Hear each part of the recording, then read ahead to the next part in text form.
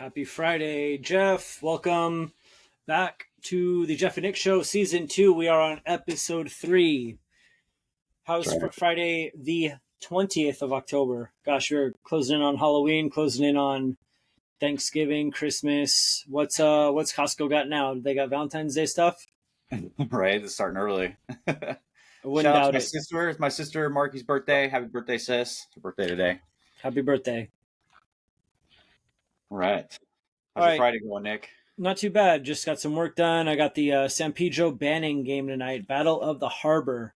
Nice. So I'll Nice. be in nice, beautiful San Pedro overlooking the harbor. See if that's a good game tonight. We got some good matchups around the South Bay for football. Yeah. We had the last Pioneer League flag football last night.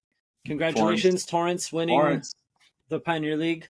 Good job, ladies. My daughter's on that team, the starting safety. Yeah, they won. They went undefeated. They tied the last game versus North last night. North got a lot better since when they first started. So good for North. I think they were like the last team to really form too between the high schools, from from what I understood. But they really improved during the season. So good for them. They put up a really good fight, and we ended up tying them yesterday on a last second one. They almost had it, but we already had it wrapped up before the game started yesterday. So good job, girls. I was talking to the coach from West, and she was saying that Torrance is just, eyes and Tracy ears. Tracy No, Dominguez. not Tracy. Oh, the other Jessica. one. Yeah, Okay, the she's other. also their soccer coach. Yeah. I was talking to her, and she said that the quarterback for Torrance she's got a cannon. Yeah, she's got an arm. Yeah. We switched like midway through. We switched to her. We had the senior going first, but she did great, but she was kind of a turnover machine. So we had to make the switch. But like our Torrance got a little bit ahead of the game because they had games against like Santa Monica High, was it Warren High School or something like that, some other schools before like the league play started, and like you could clearly see, because I don't think any of those other schools played any games before the very first Pioneer League. So we already had kind of a little bit of a head start on them. I think we had played like 4 or 5 games before everybody else already did. So And definitely most of helped. those teams just went right into the league and didn't really Yeah. have any Like I any said, I'm pre saying preseason. like yeah, like North. I said I feel like it was like a week before the season they got a team together. So like I said, good props to them for really improving during the season. That's tough. All right, what do you got from last week? All right. Yeah. I wanted to just kind of go back to Necessary Roughness. I was kind of looking into that movie, and if that story was like real or if it was based on anything. And it was loosely based on the 1989 Southern Methodist Mustangs, who basically got the death penalty, like the Texas State did in that movie, and only had 41 scholarship players at one point. So kind of loosely based on that. You can read about that. So Southern SMU. Or you can see the 30 for 30 done on that program, and Yeah, that was amazing. That was Pony Excess. that's right. Yeah, I didn't see that one. Yeah, That Who was on that team? Was there somebody on that team? Wasn't Eric Dickerson. Eric Dickerson?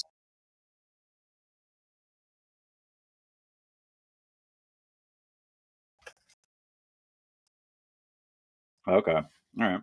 Um, so Paul Blake was 33 years old, and he was kind of. It made me wonder, like, who were some of the other kind of older players, and came across Chris Wanky on Florida State.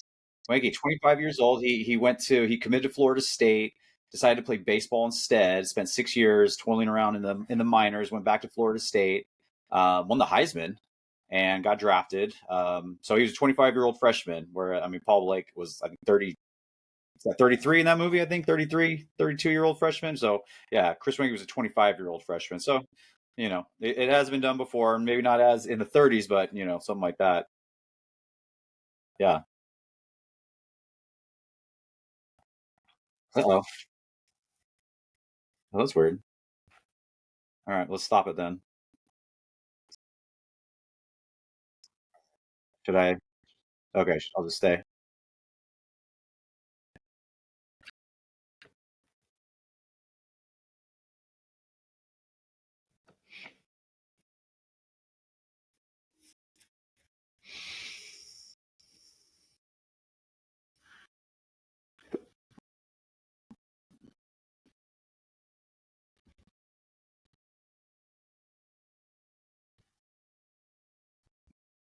There we go.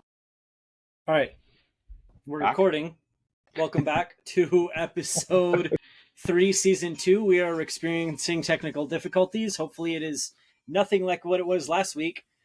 We had just been talking about Necessary Roughness, and it is a story based on the 1989 Southern Methodist 19, University.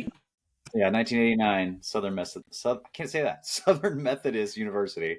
SMU, better known SMU. There we as. go. The Mustangs. They finally started to come back into relevance after the Yeah. last couple of years. I think within the last 5 or 10 years. Yeah, I think they so. made a bowl game. Their first bowl game was 3 or 4 years ago. Yeah, is that right? They finally picked it back up. Yeah. Eric Dickerson, Mr. Los Angeles Rams Hall of Famer. Eric Dickerson. There's one. Still see him on TV doing some commentary and stuff. Yeah. The last thing I have is just about that. I found this kind of interesting. So the first opponent in that movie, Texas State, played Southwest Texas State in the very first game in that movie. Southwest Texas State is now named Texas State, which was the fictitious name of the armadillo, the fighting armadillos in that movie. They were in Necessary Roughness. They were the Texas State Fighting Armadillos, there was no Texas State at that time in 91, 92 when that movie was made. But Correct. which is just kind of funny. There was an actual Southwest Texas State back in the day. They are now the Texas State. I think they're like the Horned Owls or something. They're not the Fighting Armadillos. I don't know why. I don't know why that's perfect. They should have just rolled with that and done the same thing, but they went with a different one. But yeah, that's all I have for mound huddles or. Let's go back to the Chris Wenke. Okay, yeah. Stat that you had, because the 25-year-old freshman quarterback who left high school, got drafted to play baseball, came back to college, went to Florida State, won a Heisman at Florida State, and a national championship too, I believe. I'm not sure about the Natty, because I don't know if Florida State won a Natty in the time that he was there, but I think they were pretty highly ranked. Maybe he lost it. I wonder if he lost it. Well, that was the one they lost to Oklahoma. I feel like he was there. Anyway, he definitely won the Heisman. Got drafted by Carolina. I didn't look. I forgot who got drafted by. I believe he got drafted by Carolina, because I want to say Carolina. Didn't Brian Griese went to school there, right? No, Brian Griese was Brian Griese, the dad. Not the dad, Michigan. Not Bob. Michigan. Tom Brady backed him up. That's Brian right. Griese. Yeah, and now Brian Griese is the quarterback coach for the Niners. That's right. Doing work with Brock. Doing work with Brock and Sam Darnold. All right, we are going to get started on today's episode with The Replacements, starring Keanu Reeves and Gene Hackman. This movie was released in 2000. Every athlete dreams of a second chance, and these guys lived it. Jeff, what have you seen this movie before? What did you think about The Replacements? Yeah, I had not seen The Replacements. It was funny. It was an entertaining 2 hours. I wasn't a huge fan of the movie. It was fine. It was fine. It was there. It was entertaining. It kept my attention, at least. I was rooting for him at the end. I was definitely rooting for him at the end there. So, in that way, it kind of kept my attention. Keanu was great. Obviously, he's just he's just Keanu. He's not even those characters. What was his Shane Falco? It's just Shane Keanu. Falco. It's just small Keanu in every movie. Right. But it was fine. It was fine. I don't have like bad feelings. I don't have great feelings about it. I don't think if we were to rank, I don't think it would rank in my top 10. Maybe probably not even honorable mention. But nothing. Like I said, it was a good, entertaining movie. The action was passable, and it was funny. It was a good time. It was a good time had by all. Like I said, nothing innovating, groundbreaking, pretty standard. Football comedy sports movie. So yeah, it was fine. I guess it was it. Have you seen it? Do you like it? I have seen it before. I thought it was fair. It's that feel good football movie where you've got the Ohio State wash up, and it's hilarious where the minute that I heard, Shane Falco, Ohio State, it's like, Johnny Utah, what's up, bro? Right? Aren't you quarterback? Quarterbacks don't surf. And I think that was part of the thought process that I had last week. Was, is Point Break considered a football movie because he's a former football player, or is it a surfing movie? I think it's more of a surfing bank robbing movie. It's like one football scene. We'll I need to go like over these movies like with just like has one scene in them. You know what I mean? That'd be a good one to do. Right, Like a few of these one one scene scene. It's movies. like Yeah, Hook. Is Hook a yeah. baseball movie? Well, it's got a little bit of baseball in it. That's all it is. But here's that question for you and for our audience: Ace Ventura, the original, The is greatest Ace movie Ventura a football movie? ever. That's got football in it. It's got Dan Marino. It's got a lot of football. Not Got a only lot. does it have a lot of football, little bit of football, but it's got Ray Finkel. My fantasy football team's name is Ray Finkel's Fun Factory. Nice. Oh, that's awesome. That's a great name. Love It's it. got the dolphin. God, Snowflake. Snowflake. It's got Snowflake in it. It's got the Miami Dolphins. It's got the Hard Rock Stadium or whatever we're gonna call it. It's got You got the so Eagles. They're much playing the football Eagles at the stuff. end. Yeah, they're playing the Eagles at the end, and he goes after the eagle. There's so much in Ace Ventura that I would deem it a football movie if it wasn't already a highly ranked comedy. And Ace Ventura is probably one of my favorite comedians next to Robin Williams. Yeah, that I love Ace Ventura. My kids just Yeah. ask me, "Yeah, what do you think? What's the funniest movie?" Ace Ventura, 100%. Like it's that and Dumb and Dumber are like the two funniest movies. My wife's always like, "Oh, we don't have Ace Ventura. Like, don't you want it on DVD? Or you want me to buy it?" I'm like, "No, it's. I've seen it so many times. It runs in my head constantly. Like, I don't need it. I can replay it in my head all the time. I've seen the movie so many Do you know times. him? So, Does he call you Tom? Do you have a dorsal fin? Um, he was so great. the owner of the Sentinels was the grandfather in Problem Child. Yeah, that's right. Yeah. That old man. Yeah. The back and forth between John Madden and Pat Summerall, that is to a T what I remember John Madden and Pat Summerall being like. Especially in Madden, in the video game, I would mute them because I couldn't deal with, it's like when a freight train runs into a brick wall. This guy, look at Falco. Should he be necking with the cheerleader? What are they going to do? Fire him?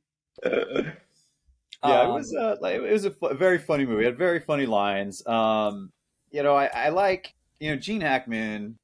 I feel like I've said this in a few movies now. You can just tell like the professional actors. You know what I mean? Like he's so good. I could watch Gene Hackman, read the newspaper and it'd be amazing. He's so good, and he's again putting on a clinic here. But I think like I like his subtleness as opposed to everybody else's over the topness. You know what I mean? Like every character was very over the top. They were very loud and outgoing. And he played his character very understated. You know what I mean? As opposed to the movie we'll get to next, where Al Pacino is very chaotic and boisterous and loud and a big personality. Whereas that's not Gene Hackman in that. And I love that. I really appreciate that in this movie. That kind of discrepancy in the football players being very over, what do you call it? Overperformed kind of. They were over the top performers, especially like Jon Favreau, right?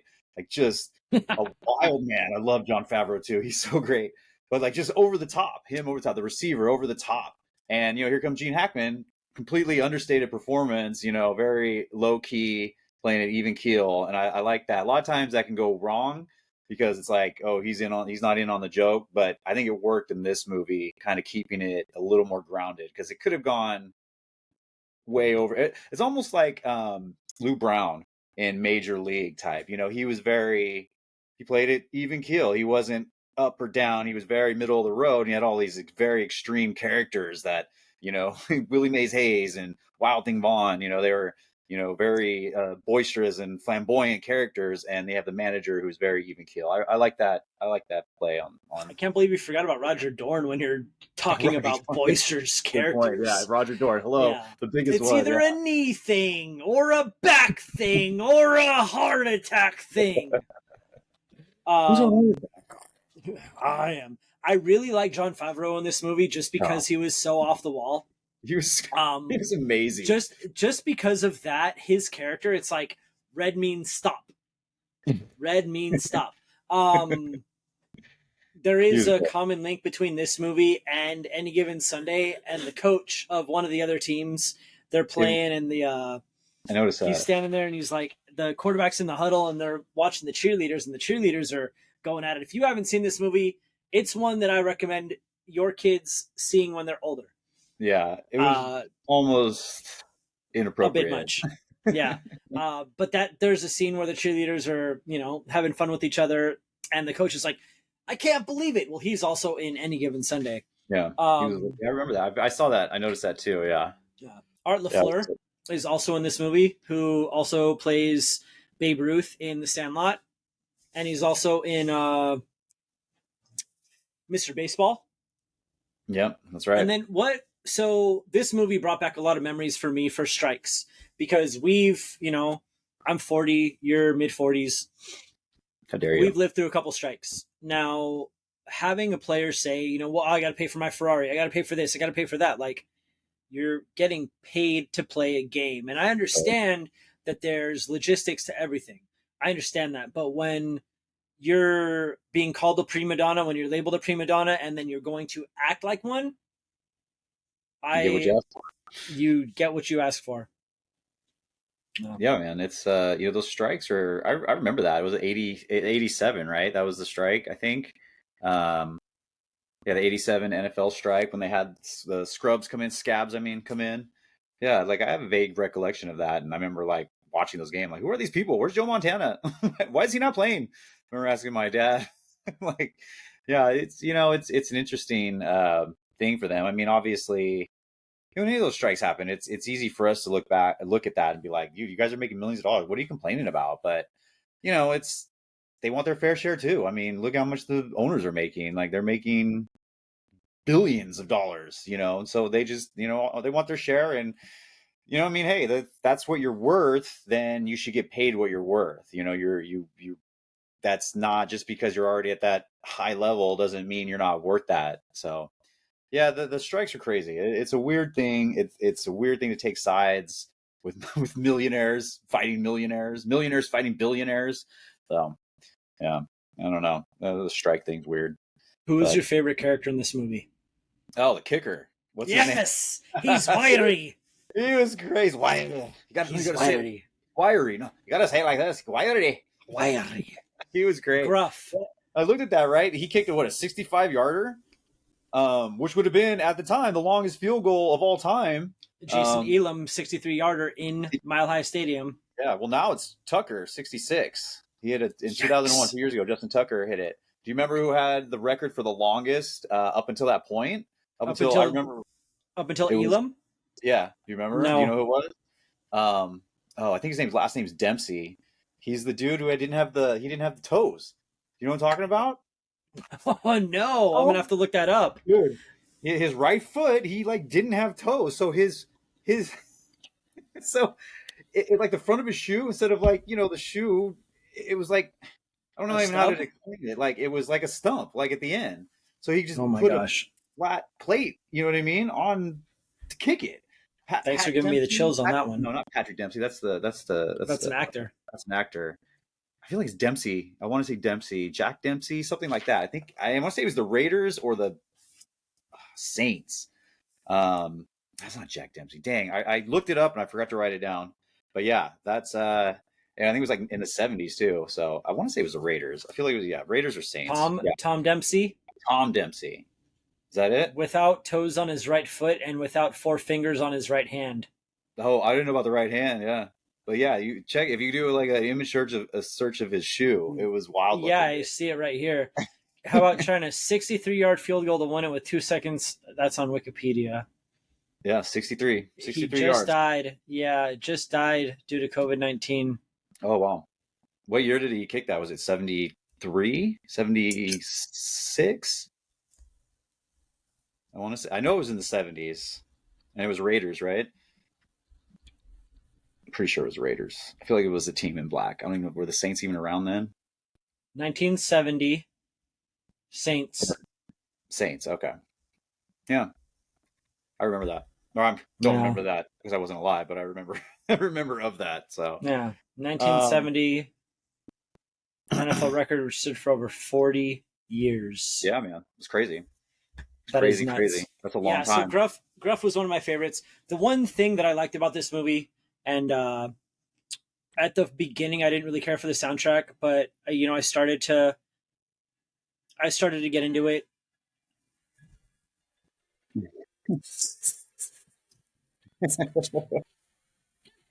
And I really love how this song just kind of like works its way back into the movie and continues, and especially at the end of the movie, where it's like, what are we playing for? We're just playing to go out. Yeah, Let's go. he had nothing to lose. Yeah, We you guys have they had nothing to nothing. lose. You know, Yeah. and I really So like the line when Gene Hackman's character, winners always want the ball with the game on the line. That's so true. That's I know, like for softball, like I want to be up, like when the game on the line. Like I want to, like I don't want anybody else to do that. I want to do it. I feel like I'm going to succeed. Like I want to be in that position, like or in the field. Like I want, like hit the ball to me. I want to make the catch. Like I'll make it. I'll get the hit. I know it. Like I have confidence. I might not, but I have confidence in that moment that I'm going to do it. So I totally understand with that, and you want your leaders, again, leaders, another theme in the movie, a football movie, leaders, to want that type of, that you want that play. They want that responsibility to win the game, to lead the team. And I like that. I like that line. Winners always want the ball with the game on the line. Like that's definitely true. Some people shy away so from it. Some people some don't. people do. Some Yeah. people don't want that. Some people are like, no, I don't. I think of like people missing free throws on the line. That's something, people get nervous of free throws. Like if you take a technical foul, like is LeBron going to go take that technical foul at the very end of the game with 1 second left and you got to tag, somebody got to tag and you got to take it? Probably not, because he's not, he doesn't have confidence in his free throw shooting. So, It's it's like, Shaq, something. what are you doing?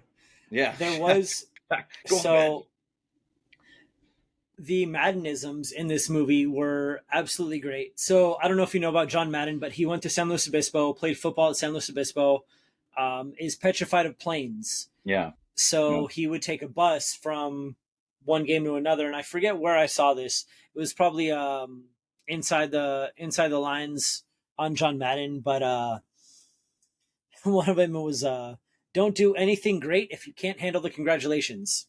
Yeah. Yeah. Right. Um, Well, I mean, that's like a fame thing, right? Like, don't a lot of people can't handle the fame. I mean, we've seen plenty of people and who just kind of it goes to their head and it takes them down because they can't handle the attention that comes with that. and then the one last thing that I have from this movie, there was a couple things that I really liked, but the death tight end, Yeah, would have been a first round pick if love it. he I was could hear. jumping up and down. I was jumping for joy. I was like, "Give the ball to him!" I don't remember his name, but it's Roy from The Office. I don't know if you're an Office fan. Not an Brian Office. What? Brian I no, I'm not an office guy. Brian, his Uh, name is Brian something. But then Yeah, Roy. It's Roy from The Office. Yeah. yeah. Uh Brian Denman, I believe is his name. Chick Stick Scars. Wait, Yep. Pain Heals, Chick Stick Payne Hill. Scars, Glory Lasts Forever. Glory lasts forever. But then in the second to last huddle, before the penalty, he goes on the center. So that's not the snap count. It's not on the center. We're huddling on the center. Yeah. But what's the snap count? I think that for me was kind of, that was the one thing about this movie that, some yeah. of some of those were a little bit, yeah, dude. Like they were calling timeouts after incomplete passes, or somebody runs out of bounds, they call a timeout. Like I noticed that a couple, like there was like 3 or 4 instances of that. Like the clock stopped. The clock is stopped. You don't need to call timeout. Like somebody who's seen football should know that. Right. Editors didn't know probably. Yeah, I noticed Let's that. go, You you know, I noticed guys. it once in Any Given Sunday too. They had one of those, but Give me a sports fan. Was there anything else about the replacements that you wanted to talk about? no, other than it was almost kind of the same thing in Necessary Roughness. I wrote down nothing like a bar fight to bring the team together. Kind of the same thing in Necessary Roughness. We're not really getting along. Boom, getting a bar fight, and now we're a team. So And now we're a that's team. always that always gets everybody together. A good old fashioned bar fight. Oh, the Which, cheerleader tryouts. Those were oh, hilarious. Those were absolutely hilarious. Like, oh, can you dance? Yeah, I can dance. I can do the robot. Yeah, That another was, wet blanket love story too. oh my gosh. Yeah, the love story I could have done without. I didn't see a Oh, necessity for that. that girl Um, was. I don't even know who that was. I looked her up. I was like, I don't even know. Didn't even hear about this person. Probably I didn't her like her at her all. one. I got Yeah. I got it right here.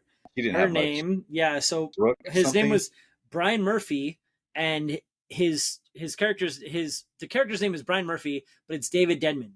David Denman, yeah, David Denman. Brooke Langton. Yeah, never heard of her. Poor No. since. I don't think she did much after. I kind of looked her up briefly. And I was Melrose like, oh, Place. nothing really here. Yeah. A Yeah. regular on Melrose Place, has been working in the film industry for 30 years. Yeah, Friday Night Lights, Swingers. Oh, Swingers. She's Which been one? in, yeah, she's in a fair Huh. amount. Nothing that's I wonder gonna which one like she was. stand Swingers. out. I wonder if she was. I It wonder if she says was the I think girl that he was Nikki. calling. That was the girl that he was calling on the phone a bunch of times. I'm gonna have to see They this left a bunch of movie. messages on Swingers. You saw that, right? No. Oh, who was Is that that? another John Favreau? Is that another John Favreau movie? Yeah, dude. Like who is talking to somebody about that just recently? That's funny. I guess it wasn't you. That wasn't me. It wasn't me. I'm happy that I'm not the only person who talked to movies Dude, about. go watch Swingers. Anybody who's listening, go watch Swingers. It's the best movie. Vince Vaughn, Favreau, Ron Livingston. It's so good. We are gonna move on to Oliver Stone, who loves the 2.5, 3 hour movie Any Given Sunday.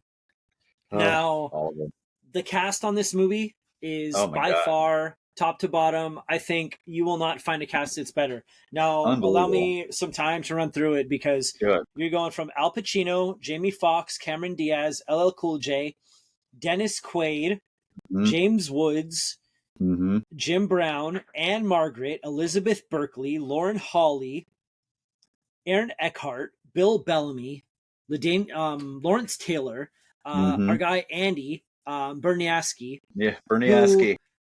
Has played with both of the two most notable Corleone brothers, Santino and Michael. And there you go. How funny. Yeah. And so, part of me, as I was driving home today, said I would love to sit down with him, talk to him about football movies, and talk to him about what it was like playing with both of the Corleone brothers. Because, of course, Fredo to me broke my heart. Don't be a Fredo.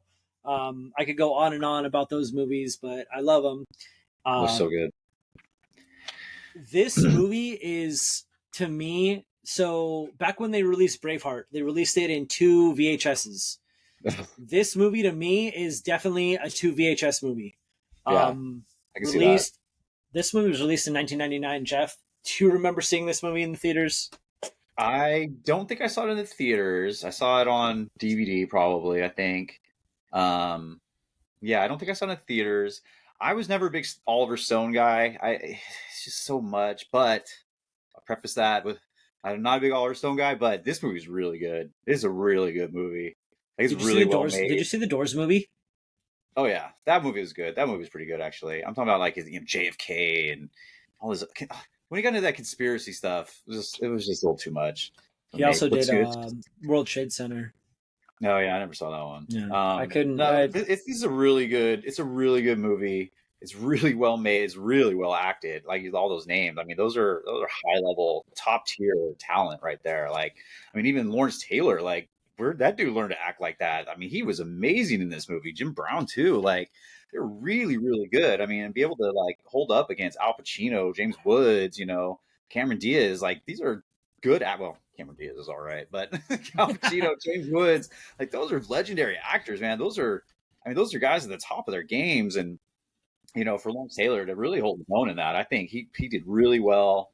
I thought this movie was really, really good. The action, I really like how, it got Willie Beeman's first game.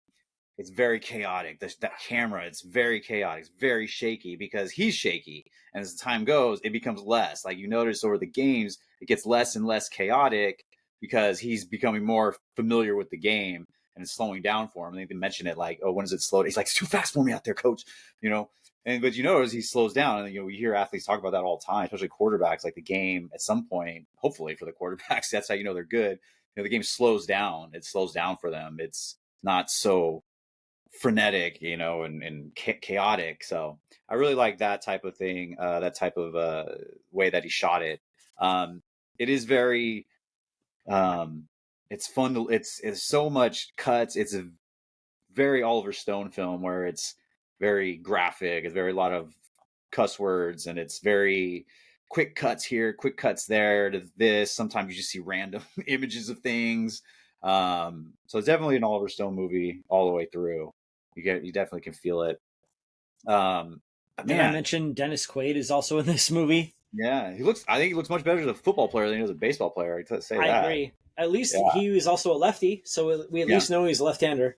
yeah. Right. I Yeah, just like this movie. Actually, this dude, there was so much action in this movie. Like there was a lot of stuff off the field, but there was so much on the field, which I really like. Like you actually got to see like the first 20 minutes is like all full game. You know what I mean? So I really appreciate that too. We actually got to see action on the field and good action too. Like these look like they can play. yeah, a lot of it, and that was the one thing that we had talked about this where in baseball movies, it's are they actually playing baseball? Yeah. In football movies, I don't think that you have a question about if these guys are actually playing football because you got to block, you got to hit, you got to throw, you got to catch. Back in the replacements, it's like with the Stickum scene. Mm-hmm. It's like I didn't even want to say that, but that was hilarious. Like, coach, He's kind of what if funny. they catch me? Like, what are they gonna do? What are they gonna do? Fire him? Right. That first scene with Jamie Foxx and Al Pacino. It's like, don't worry about getting the hook. You're all I got. Yeah. Um, Did you yeah, did you see this movie in the theaters?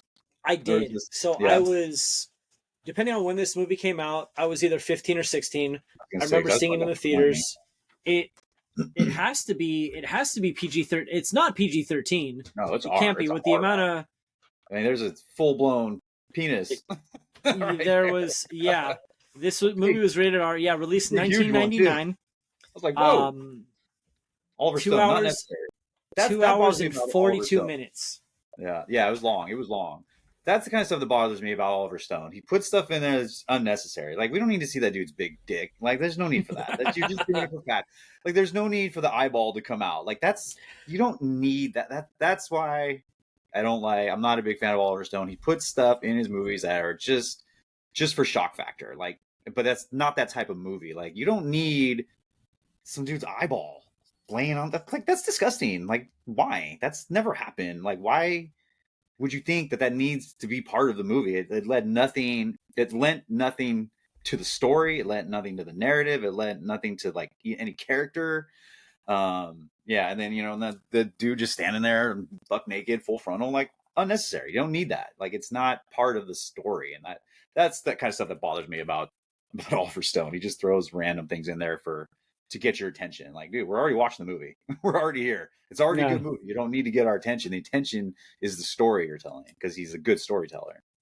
he's amazing, and Al Pacino is probably one of my favorite actors. But there's a line in this movie where he visits Cap Rooney in the hospital, and he says, "I'll fight for you till the day I die." Yeah. That's a very similar line to one that he has in Donnie Brasco, where he says something along the lines of "I die for you, Donnie." Mm. Yeah, and he's just so good. So a couple things in the movie. They wanted to build a stadium in Los Angeles using lottery money. Yeah. Where this is 20 some odd years ago, 24 years ago, where they get Stan Kroenke with Mr. Walmart to Yep. build a friggin' stadium in Inglewood. Where the teams were playing at the Coliseum. On any given Sunday, you either win or you lose. Mm-hmm. And you ever listen to jazz? Nah, I don't listen to that old stuff. But Aaron Eckhart, he reminds me of Lane Kiffin. Oh yeah. Yeah. How so? So I wrote that down and I was like, I can't remember this guy's name. I know who he is. I can't remember him because he's also He's he's in Two everything. Face. Yeah. Yeah. He's Two That's right. Face in the Dark Knight. In Dark Knight movies. Yeah. Yeah. He's in there. He's in so much. Yeah. I really, there was some things that I wrote down here about Jamie Foxx was I forgot who he was talking to, but he mentioned, how many black coaches are there? One. How many black owners? None. Like that was 24 years ago talking about that. Dude, that's still the same. What is there? 3 black coaches now? You got Tomlin, D'Amico Ryans, and Mike McDaniels is I think half black. He was was it talking three? to our guy from Scrubs, John C. McGinley. Oh yeah, that's right. Yeah, that's right. Giving the interview, and it's like, wow, like things really haven't changed much in 24 years in the diversity of the coaches. Like I said, three. Those are three that I could think of off the top of my head. Right? I don't think there's any more minority, or black coaches and other black owners. I don't think so. I don't. No black owners. There's partials, but there's no black owners. And then Yeah. uh, Ron Rivera, Well, Ron and Rivera, Eric Bieniemy are in Washington together. Washington. That's right. I forget Ron Rivera. Yeah, Robert yeah. Sala Robert Saleh. Yeah, is that's a good one. Yeah, in New York. D'Amico Ryans is in Houston. Mike McDaniel's in Miami. Is he a minority?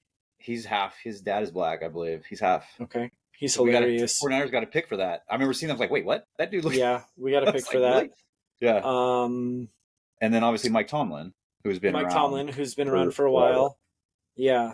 I think I'm out after that. I can't think of any other, at least off the top of my head. No, because the Chargers fired their coach. Yeah, all those guys are gone. Yeah, I couldn't think of any more. I didn't look it up, but I was just going off of memory. Yeah, because there was Lovie Smith and Herm Edwards at the same time for a while. Yeah, and what's his name? Wilkes, our DC now, was the coach of. Yeah, Steve Wilkes is coach of Carolina.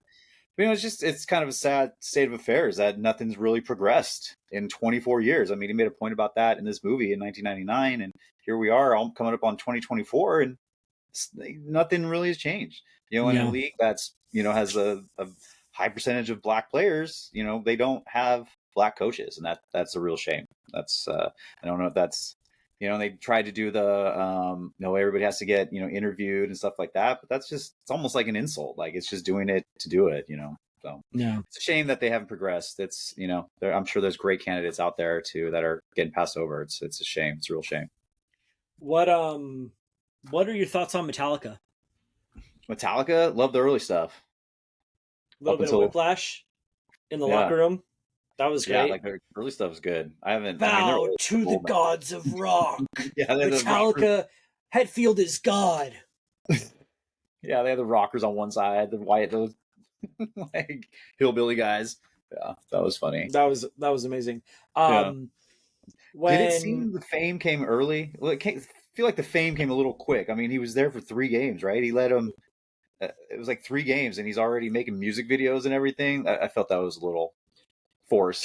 His superstardom rise to superstardom in 3 games. Way too fast. Like I can see getting on a cover. Maybe you made a Sports Illustrated cover after a couple wins. Like I can see that, but like, dude, making music videos and getting endorsements already. Like I don't think it's that quick.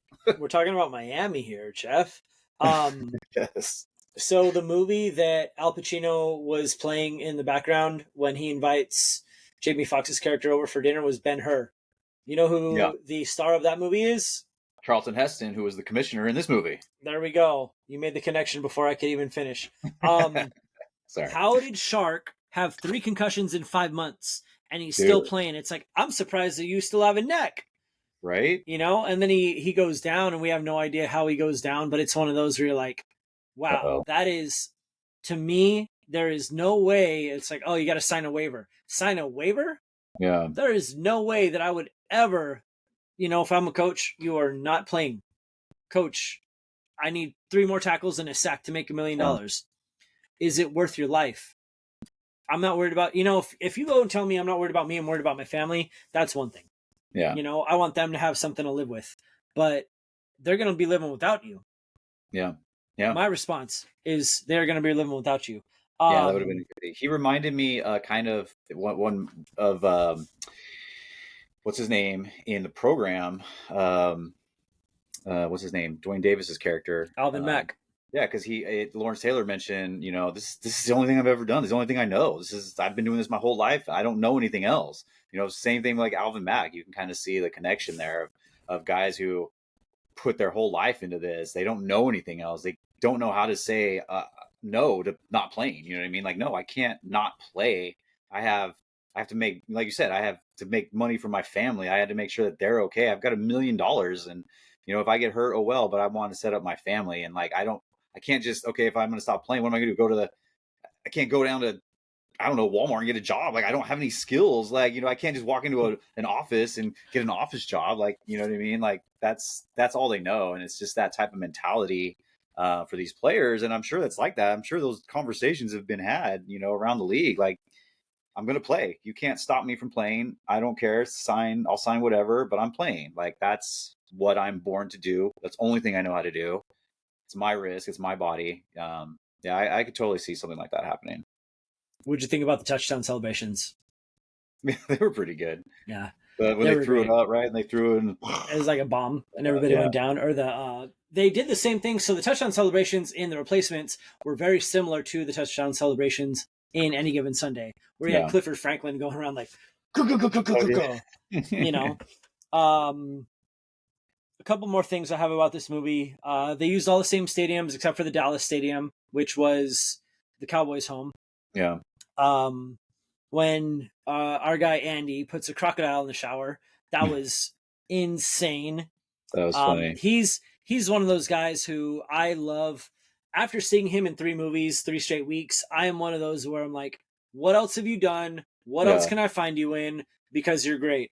When it's gone forever. That talk that Al Pacino has with Jamie Foxx is about quarterbacks. You got to be a leader. Like, whatever, coach. I'm just trying to get my money, play the best that I can, and get out of here.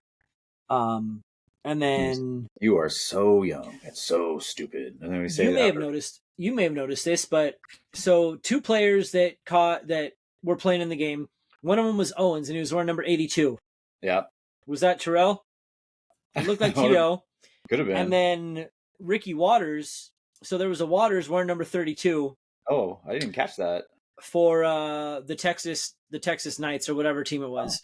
Oh, so I didn't at the end of that, yeah. Ricky running Waters. And then for every Barry Sanders, every Jerry Rice, there are 100 guys that they ain't never heard of. Yep. So to me, that was great. Yeah. That was great. Yeah, I mean, the theme again of leading, right? Again, and what they said at the end, was it? I think it was Dennis Quaid's character. You led, but did anyone follow? Or I think somebody said that. I can't remember who said that. That was Lawrence Taylor. Yeah, Lawrence said you led, but did anyone follow? And that's kind of, I mean, that kind of encapsulated, the Willie Beeman, and but led him to kind of change his attitude, I guess, at the end there and become more of a team player, because they were not following. They were winning games, and he was leading them, but it wasn't that type of leadership that you're looking for from like a quarterback and your field general, from the quarterbacks that we've discussed, the Shane Falcos, the Paul Blakes, and the other ones that we've talked about. Like, he was in it for himself, like you said in the conversation with the coach. Like, I'm here to get paid, or to play good so I can get paid on my next contract. Get out of here and get paid. So it was T.O. and it was Ricky Waters. They are in that. I'm looking at the IMDb of the full cast right now, because I didn't see it when I was going through. Years ago, I had a friend who burned this movie for me, and so I was like, "Where am I going to find it?" And so I sent you the link, but then the link stopped working. Oh, I found it at the library. Yeah, library. So that was also one of the things. Barry Switzer was in this as an announcer, and I feel like there was one of the coaches. Oliver Stone was the other announcer. You noticed that, right? Yeah. I thought I saw there was somebody. I thought there was somebody else, right? Dick Butkus. Yes, Dick Butkus and Warren Moon, Johnny Unitas are all in this movie. Warren Moon was in it? I didn't even catch it. Warren Moon was in it. Yeah. No, I didn't even catch Game 4, opposing coach. Oh man, I didn't even notice. Didn't even catch that. Yeah. Didn't even notice him there. But yeah, this, like I said, this is a really, really well-made movie. It really, shows the highs and lows and a lot of the business of football that you don't get a lot of. I think, with the owner trying to move and trying to put a stamp on her, it's her team now, and she wants to be the one in charge, and it's the owner versus coach, new school versus old schools, a lot of that. The owner wants to throw, the coach wants to run, and he was friends with the dad, and she wants to do different. And it was a very good look at the goings-ons. I mentioned how much action there was, but there was also a lot of good behind the scenes stories about this, about what it takes to run a football franchise. So I really appreciate it. Really good movie. Really good movie. Oliver Stone, you did well. I agree. Well acted. Everybody did amazing. James Woods was great. Even Matthew Modine as the backup doctor. If you notice, he was kind of starting to turn into the. If you notice, he was kind of starting to turn into the James Woods character. He was talking to the girls on the sideline. They showed a quick shot of that, so I thought that was kind of interesting too. How he kind of felt alluding to the fact that he's going to turn into basically the James Wood character as the years go by. James Woods, piece of candy, piece of candy. Is there anything else out on the field though, like in his suit? I thought that was kind of funny. He's like, I'm like, what the hell? Oh, that's right. He's the doctor. It didn't look like, you know what I mean? Like, it just looked funny when he's out on the field when everybody else is wearing like regular, like kind of uniform ish, and he's out there in his like a beige suit. It looked funny. What happened to Cherubini? Did he fall off the bench? Yeah. The backup. All right. You got anything else from these two? No, not really. Just man, what's his name? Dennis Quaid's wife, Lauren Holly. Man, she was a bitch in this movie. Yeah, she was horrible. I couldn't. It's like, what do you mean you still have 2 good years left in you? Yeah, just slaps him. Wow, and then slaps like, him. It's like, wow, are you kidding gets me? Hurt and like, oh yeah, look, look at this, honey. Like, dang, she was rough, man. She was rough. All right, rough, so that is a wrap for. Oh wait, one more thing. I had an issue with the play calling in this movie. After Dennis Quaid gets hurt the first time, they're talking about the backup comes in, is like, he hadn't been taken any snaps, right? So then why are we calling a pass play on the very first play that the backup comes in? Hand the ball off, man. I was so mad. I was yelling at TV, why are we throwing the ball? Run the ball. You got the backup in. Run the ball. Come on, coach. He's changing plays in the huddle that you designed that I love. I love LL Cool J in this. Love LL Cool J. I don't think there's any, aside from Lauren Holly, aside from Elizabeth Berkley, who after she left Saved by the Bell, her career just completely went into a way that I would never anticipate. She went from Showgirls and ever thought that would happen, and it's so weird. I mean, I get it that it's weird seeing her naked. It is extremely or like Tiffany Amber Thiessen. It's like, okay, I get it. All these girls, they got to grow up sometime, but please, at least save my childhood. Right. Yeah, this movie was great. It's probably one of my favorite. Football movies are weird for me because they all rank. Like, they all are great unless it's not very good. And then, The Replacements was okay. But next week we're going to talk about one which is a very big favorite, about a true story, about a walk-on, Rudy Rudiger, starring Sean Astin with John Favreau. Yeah, get your tissues ready. I'm already gonna cry. And then Draft Day with Kevin Costner. Yeah, that's a really good movie too. I haven't seen it yet. Really? Oh, you haven't seen it yet? Good. It's a good one. I remember I just thought, let's just check this out. I watched it. It's a really good movie. It's one of his better. Like, it was like almost like a comeback movie. He did so many bad movies for so long, but it's a really good one. You'll enjoy it, I think. Beautiful. It's cool. All right. That is a wrap